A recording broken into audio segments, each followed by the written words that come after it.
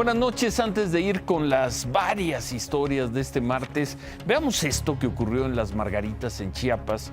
Pobladores de la comunidad de Santa Rita Invernadero llegaron a la presidencia municipal. Sacaron por la fuerza al alcalde, a Jorge Luis Escandón, lo amarraron en una camioneta y lo arrastraron por la calle.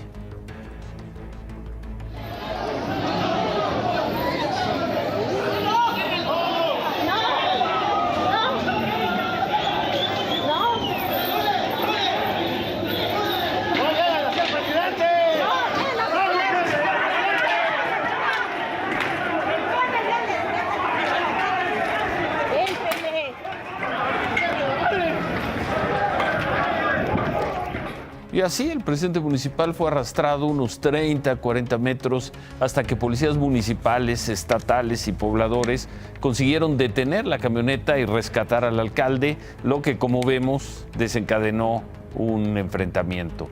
Después de ser liberado, el presidente informó que los pobladores inconformes protestaban por que no se habían cumplido con obras, con trabajos de pavimentación que él había prometido durante la campaña. Los pobladores querían llevarse al alcalde a la comunidad de Santa Rita. Todo esto en el municipio de Las Margaritas, por cierto, una de las zonas históricas y de mayor influencia del EZLN. La Fiscalía Estatal de Chiapas informó que fueron detenidos 11 hombres, 3 de ellos tenían órdenes de aprehensión por otros delitos y se los llevaron al penal de La Mate. Los otros 8 fueron puestos a disposición del Ministerio Público. En una conferencia de prensa horas después, el presidente municipal agradeció a pobladores y policías por haberlo rescatado de las personas que lo querían retener. El presidente municipal arrastrado. Chiapas, octubre de 2019. Bueno, la información de hoy, una semana después de que normalistas de la Escuela Rural de Tenería tomaran o robaran, o ponga el verbo que quiera, 92 camiones y que privaran de su libertad a 92 choferes. Una semana después, los normalistas llegaron a la Secretaría de Gobernación, llegaron hoy para reunirse con el subsecretario Ricardo Peralta y con otros funcionarios para devolver los camiones y liberar a los choferes. Pedían que se les otorgaran 84 plazas a sus egresados de la generación 2015-2019 y lo consiguieron, lo obtuvieron. Aquí está el documento, aquí está. Lo firman el subsecretario Peralta, el titular de la unidad de gobierno, Waldo Fernández, y la titular de la unidad para la atención de organizaciones sociales, Sonia Salazar. Aquí está el documento. Los normalistas obtuvieron lo que querían. A cambio de liberar a los 92 choferes y devolver los 92 camiones, el gobierno federal, la Secretaría de Gobernación, se compromete a otorgarles las 84 plazas que pedían. Por supuesto, no habrá sanciones, mucho menos detenidos por estos hechos delictivos. Triunfaron los normalistas. Les tomó una semana, pero triunfaron. Hasta hace 5 minutos no habían liberado a los choferes ni devuelto los camiones a las empresas de transporte.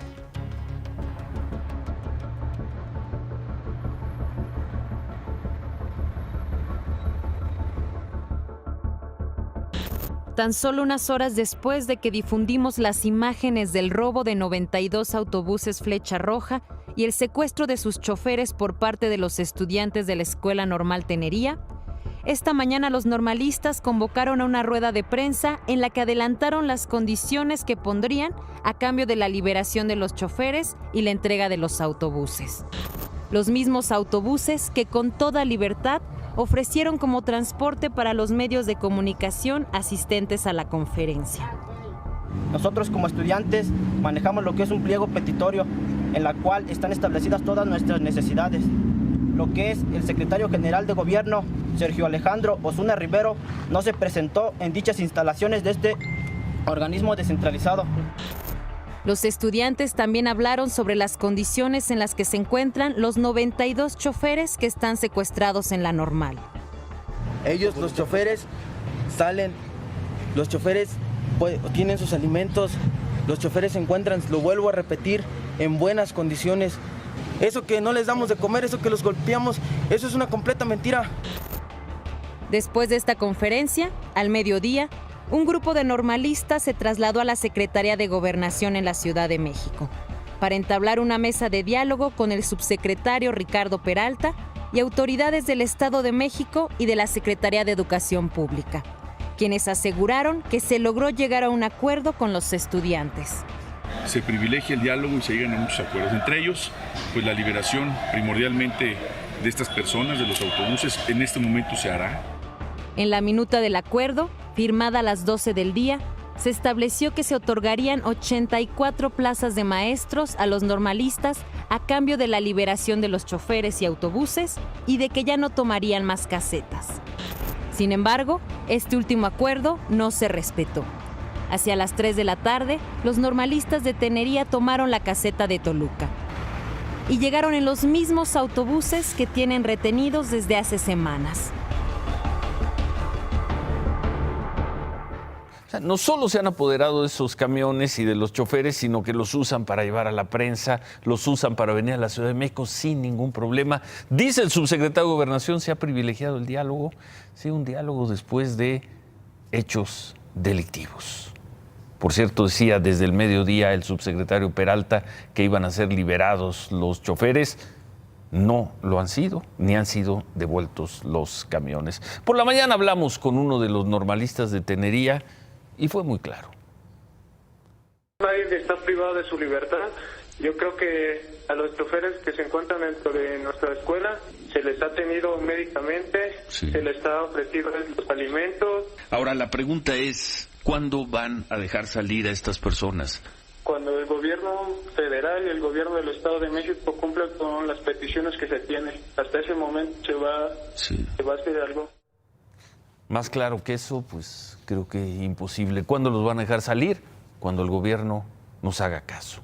Ahí está la confesión. En fin, eso sería privación ilegal de la libertad, eso sería robo, pero bueno, hoy se llama privilegiar el diálogo. De ahí la pregunta, ¿qué está pasando en México? Con el argumento de no reprimir nunca el gobierno de la Cuarta Transformación, pues está dando licencia para destruir, vía franca para desquiciar, y ahora pues parecería que premia el robo y la privación ilegal de libertad.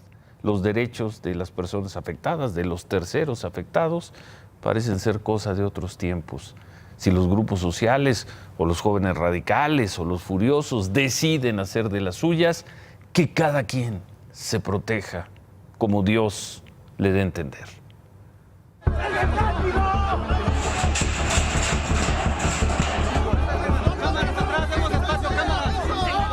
¿Dónde está la respuesta del Estado? En lo que va de 2019, la inacción de las autoridades ha creado múltiples vacíos en distintos momentos y lugares en todo el país. Aquí, 4 ejemplos de una acción fallida de las autoridades para garantizar derechos de sus ciudadanos. 15 de enero, Michoacán.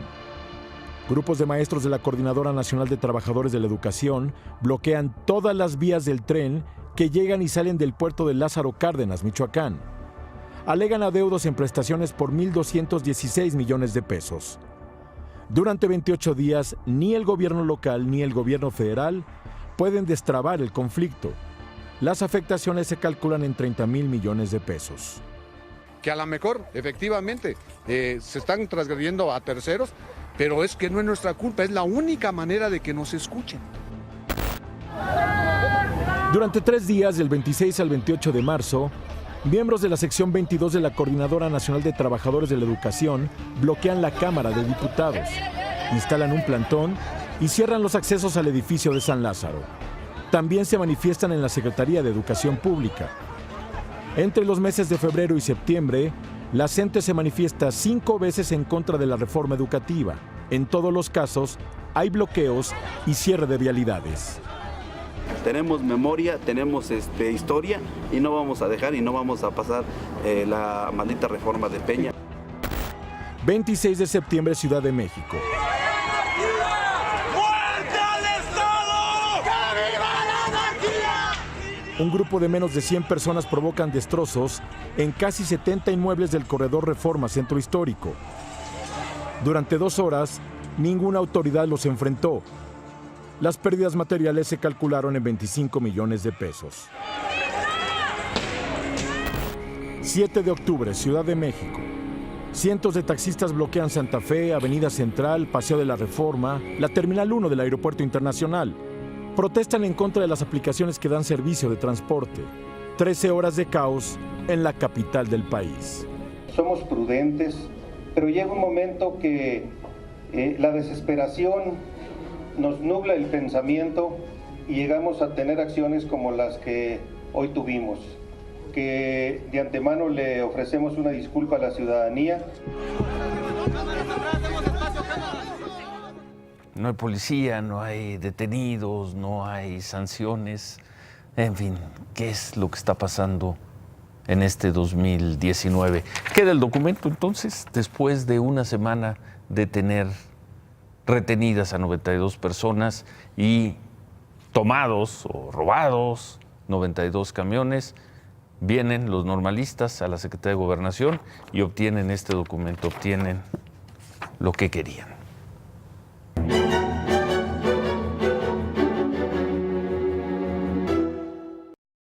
Con la proyección del documental hasta los dientes, los estudiantes que exigían la cancelación de la conferencia magistral del expresidente Felipe Calderón comenzaban las protestas.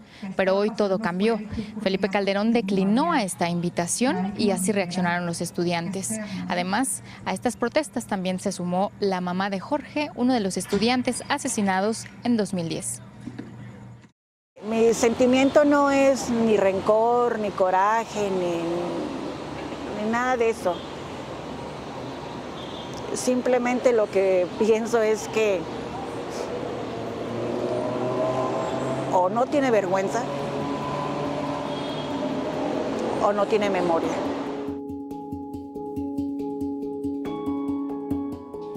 Todo estaba listo para que mañana el expresidente Felipe Calderón ofreciera una conferencia magistral en el Simposio Internacional de Derecho en Juicio, organizado por alumnos del Tecnológico de Monterrey en esta ciudad. Los colectivos Todos Somos Jorge y Javier y Por un TEC con Memoria exigieron que se cancelara la conferencia, pero el propio Tecnológico había resistido a la presión de los estudiantes, que hasta hoy llevaban más de 25,000 firmas en la plataforma Change para que el presidente no se presentara. Y después de 2 semanas en silencio, tanto en medios como en sus redes sociales, y a unas cuantas horas de su presentación, el expresidente Calderón publicó una carta dirigida al rector del TEC y a los estudiantes que organizaron el simposio. Felipe Calderón explicó que la señora Rosa Elvia, mamá de Jorge, uno de los estudiantes asesinados, no estaba de acuerdo con su visita al TEC, por lo que era motivo suficiente para suspender su conferencia magistral y esperaba reunirse con los familiares de Jorge y Javier para escucharlos y precisarles información sobre estos hechos. Pero para la señora Rosa Elvia, la respuesta del expresidente llega tarde. Asegura que eso lo debió haber hecho antes, cuando se enteró que los jóvenes eran estudiantes. Lo invitaría a que se acercara a Dios para que pudiera tener él conciencia. No creo que tenga paz. Sobre la petición de los estudiantes, el presidente Calderón escribió que estaba atento a la discusión pública que se había generado por su visita y explicó que hay muchos puntos de vista atendibles, pero que también hay versiones imprecisas y algunas verdades a medias que es necesario aclarar. Fracturó a la comunidad regiomontana, en esta universidad no, que vaya a las que él quiera, pero aquí no. Aunque para la mayoría de los estudiantes, la decisión del expresidente Calderón fue la correcta. Quiero agradecer a Felipe Calderón que nos haya escuchado y que pudo enmendar su error, pero que trate de hacerlo con los padres. Es la mejor decisión que pudo haber tenido el expresidente Felipe Calderón. Esto sobre todo por el respeto a la memoria de estos 2 compañeros y por el respeto a todas las víctimas durante su sexenio.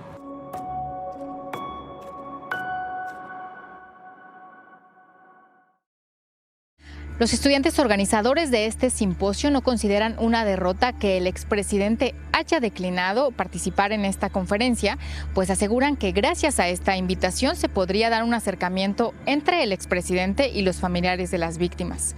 Informaron además que a partir de mañana se podrá hacer el reembolso a todas aquellas personas que hayan comprado un boleto para asistir a esta conferencia magistral. Bueno, hay que decirlo también, hubo un grupo, desde luego, como vimos anoche, como vimos hoy, un grupo de jóvenes, de estudiantes que se oponían a la visita del presidente Calderón, del expresidente Calderón, pero también, nos reportan, se habían vendido casi 2,000 boletos, precios que iban de los 250 a los 400 pesos, y los habían comprado estudiantes. O sea, había unos 1,900, 2,000 estudiantes del TEC de Monterrey que querían escuchar al presidente Calderón, quien hoy toma la decisión de no asistir. En un momento vamos a ver la discusión buena que se dio en el Senado por la renuncia del exministro de la Corte, Eduardo Medina Mora, pero hablando de legisladores, vamos a ver esto que pasó el viernes y que provocó hoy otra discusión y otra rectificación en el Congreso. La escala y la trata de personas es un problema gravísimo y la escala es uno de los lugares. Me dicen que hay una diputada que fue senadora que está vinculada a ese tema y que es compañera, no sé, es más bojona que la chica. No sé si sea cierto o no, pero es cierto que aquí está uno de los problemas. Hacen elementos para ponerle una chica la próxima vez que abra la boca, porque es uno de los problemas graves aquí en Tlaxcala. Para ponerle una chinga la próxima vez que abra la boca, así se expresó el diputado Fernández Noroña de la diputada del PAN, Adriana Dávila. Los legisladores del PAN llegaron hoy con carteles a la Cámara de Diputados para calificar a Fernández Noroña de misógino. La diputada Adriana Dávila lo responsabilizó por su seguridad, por la de su familia, y dijo que va a presentar una denuncia en su contra. Fernández Noroña pues sostuvo las acusaciones, los señalamientos. Siguieron hasta que los coordinadores los llamaron a reunión. Al concluir, Fernández Noroña habló, negó haber sido misógino y se disculpó así.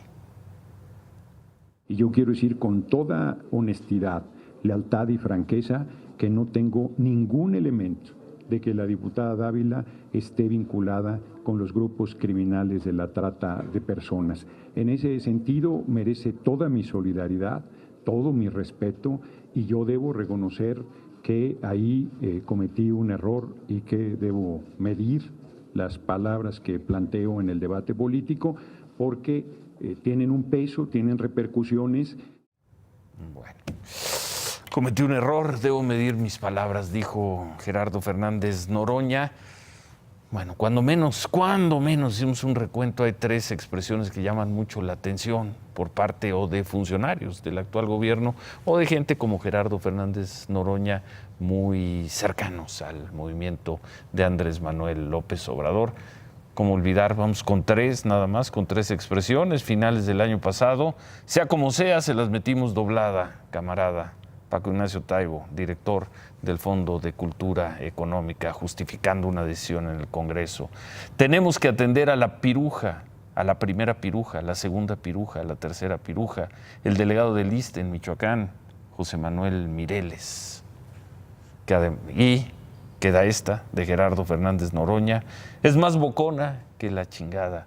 Pásenme elementos para ponerle una chinga.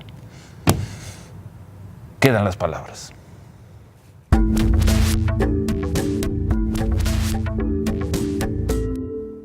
El Senado hizo pues lo que tenía que hacer, aprobar la renuncia de Eduardo Medina Mora como ministro de la Suprema Corte de Justicia, y la discusión se dio así.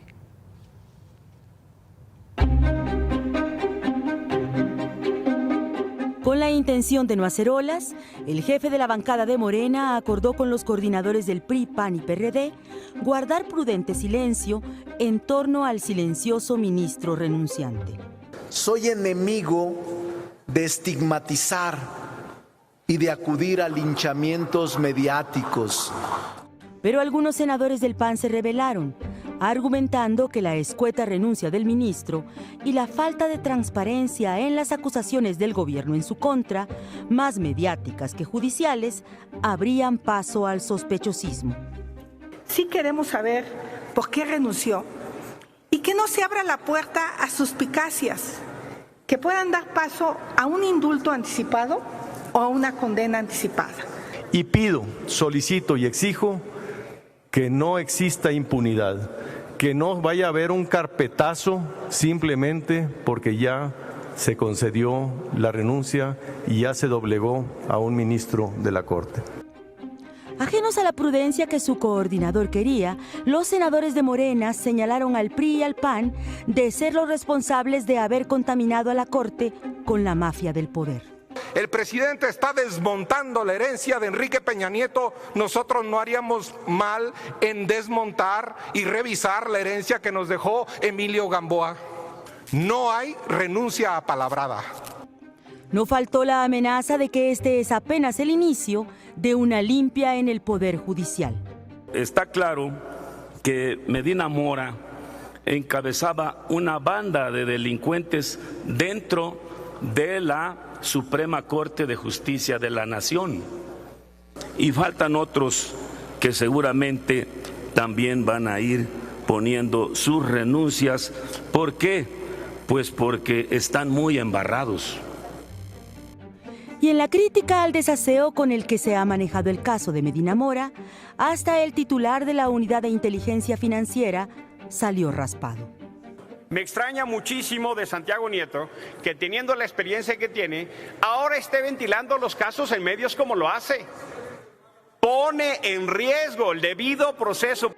Al final, con 111 votos a favor, 3 en contra y 5 abstenciones, Medina Mora dejó de ser ministro. El Senado de la República aprueba la renuncia del ciudadano Eduardo Tomás Medina Mora y Casa. Y ahí quedó la advertencia morenista. En este México, si es necesario llevar a juicio político a funcionarios públicos, caigan en cascada, los vamos a llevar y el pueblo al fin nos va a aplaudir. Y se acabó el asunto Medina Mora, al menos en el Senado. En la Suprema Corte de Justicia, pues hoy resintieron la ausencia del ahora exministro Medina Mora, mientras se estaba votando la invalidez de un artículo del Código Penal de Veracruz. No pudieron alcanzar la mayoría calificada, pues porque faltaba un ministro.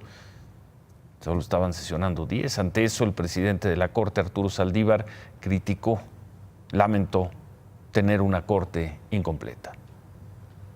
De veras que es una cuestión bien seria y bien delicada.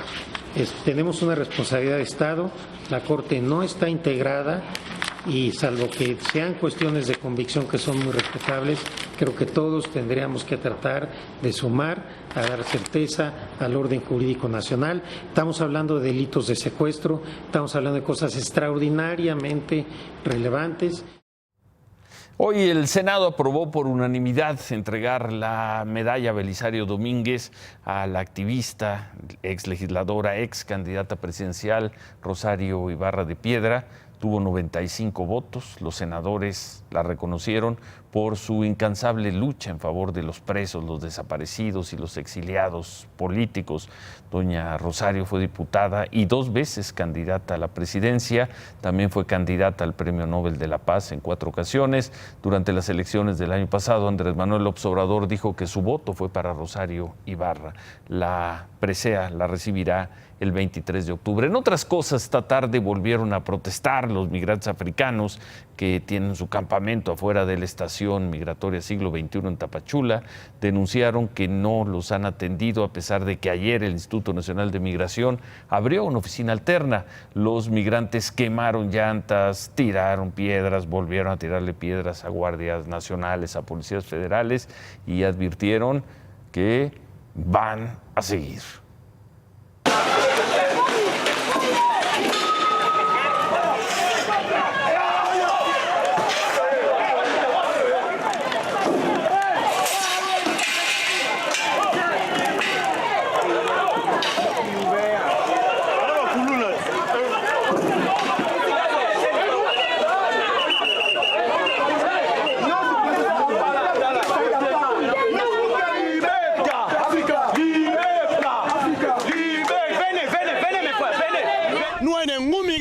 de fuera que tienen una tarjeta de visa humanitaria, ni de permanencia. Es mentira.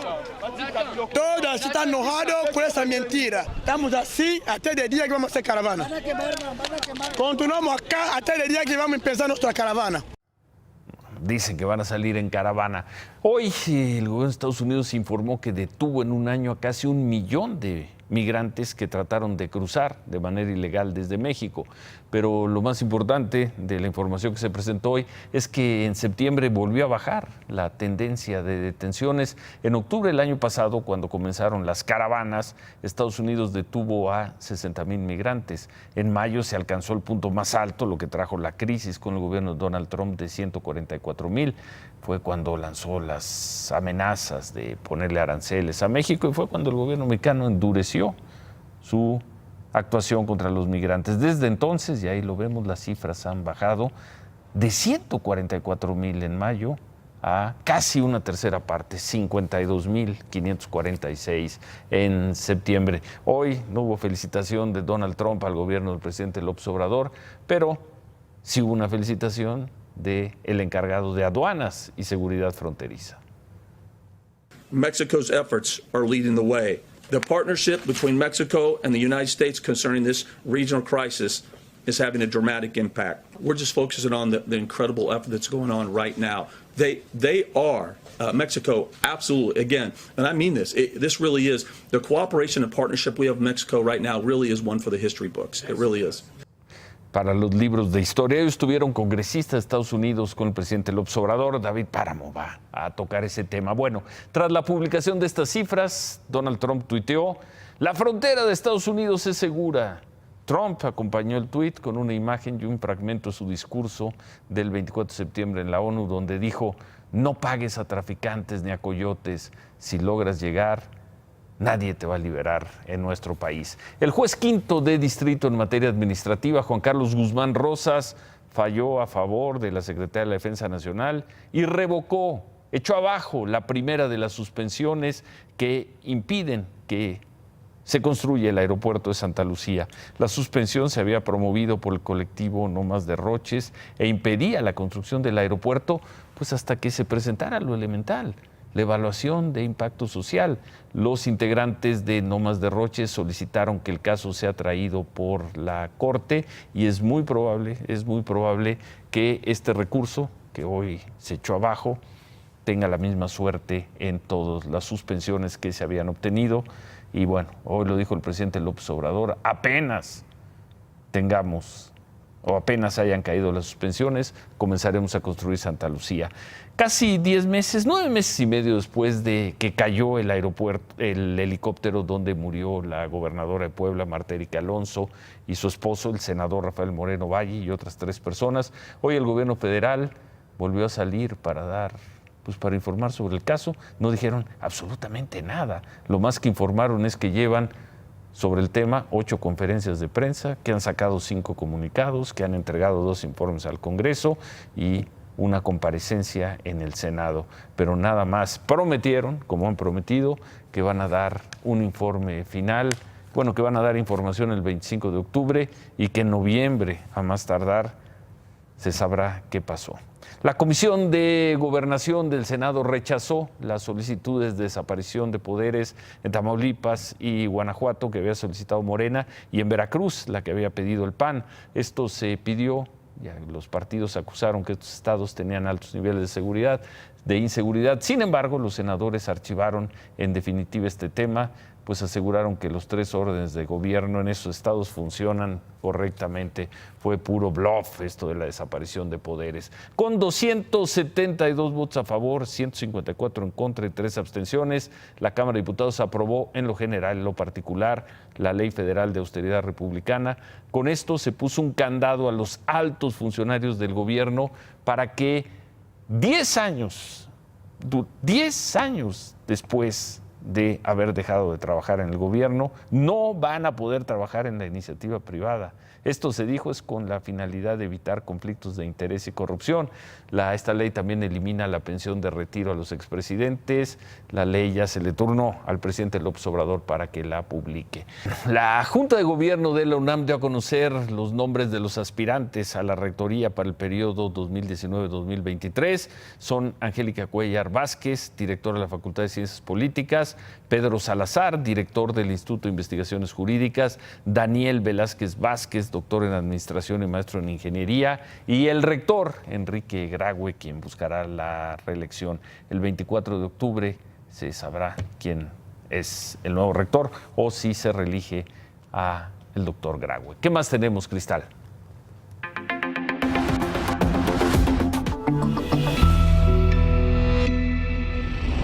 Menos de 15 segundos bastaron para que un sujeto despojara de su celular a una mujer después de tomarla por el cuello y dejarla caer al piso frente al edificio Veracruz en Tlatelolco, en la Ciudad de México. El asalto fue ayer cerca de las 8 de la noche. La víctima caminaba atenta a su celular. Avisó a su mamá que llegó al edificio. El ladrón huyó inmediatamente y el guardia de seguridad salió e intentó detenerlo, pero no lo logró. Ya hay una denuncia por estos hechos. Una vez que ella la revise nuevamente, la doctora general mencionará si pasara con el neurólogo, porque también tuvo un golpe ahí en la cabeza.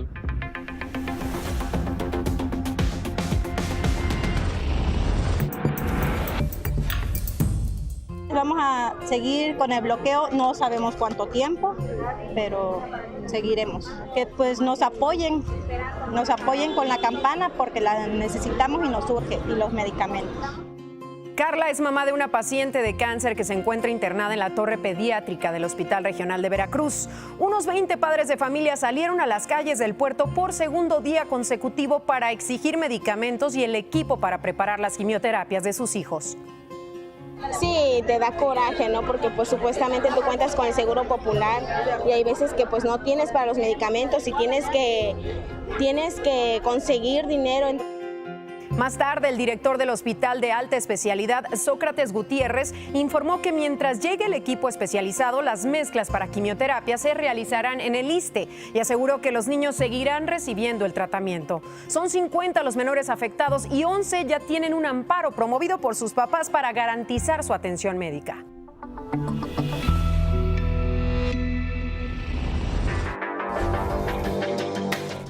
Hoy por la tarde hubo un fuerte accidente en la autopista México-Toluca, un poco antes de Puerta Santa Fe, en el que participaron una revolvedora de cemento, 2 camiones de pasajeros y al menos 11 vehículos. Hay 15 personas lesionadas, 8 de ellas graves. Aparentemente, la revolvedora se quedó sin frenos y se impactó contra los autobuses y carros y el muro de contención. Servicios de emergencia de la alcaldía de Coajimalpa y un helicóptero de Grupo Cóndores de la Secretaría de Seguridad Ciudadana atendieron el accidente.